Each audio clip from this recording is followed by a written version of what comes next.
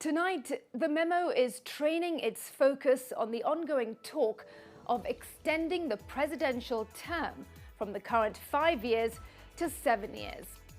In his submission to the National Dialogue Committee last week, Nandi Senator Samson Cherargei argued that such an extension would enable a sitting president to establish a formidable team to deliver his manifesto. Now, this talk would pass as the usual politicking if we were hearing about it for the first time. But no, this is not the first time, nor the second time, but an unbelievable third time that such talk is coming up since the Kenya Kwanza administration took office. Of course, every Kenyan has a right to make whatever proposal they wish to make to this committee or even to Parliament itself. But the history of our country and the developments in the neighboring countries may give us all cause to worry. Article 142 of the Constitution of Kenya stipulates that a president shall hold office for a term beginning on the date on which the president is sworn in and ending when the president, or rather the next person elected president, takes the oath of office. This is not a circumstantial provision. It is a statement of our long-running suspicion with endless presidential terms and unchecked powers of that office. Such restraints on the presidency did not come easy, but were the product of a long struggle that was finally coded into stringent constitutional provisions. In limiting the term to just 5 years and renewable only once, the Kenyan people were saying no to anything that would resemble the KANU behemoth that towered over Kenya for 40-odd years. To be fair, there are some provisions of our constitution that are worth revisiting.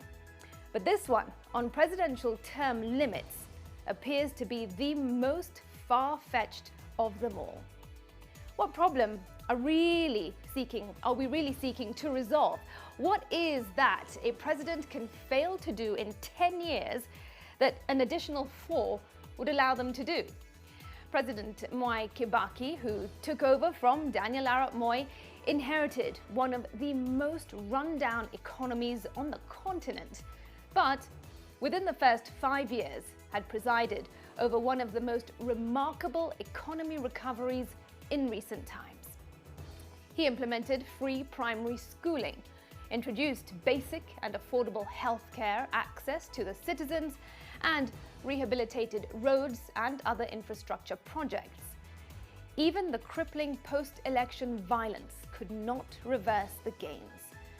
But despite the impressive achievements, no Kenya dreamt of keeping him at State House even for an extra day. His successor, Uhuru Kenyatta, whose administration was marred by claims of corruption and wanton plunder of public resources, is still credited with presiding over the greatest infrastructural development that Kenya has even witnessed since the British came to Kenya. He expanded harbours and built new ones. He built highways and hospitals in record time. And when his time to leave the office came, he did so without a debate. Now, of course, President William Ruto has not indicated any association with these current calls, but they are chillingly reminiscent of the abolition of term limits in neighboring Uganda and Rwanda.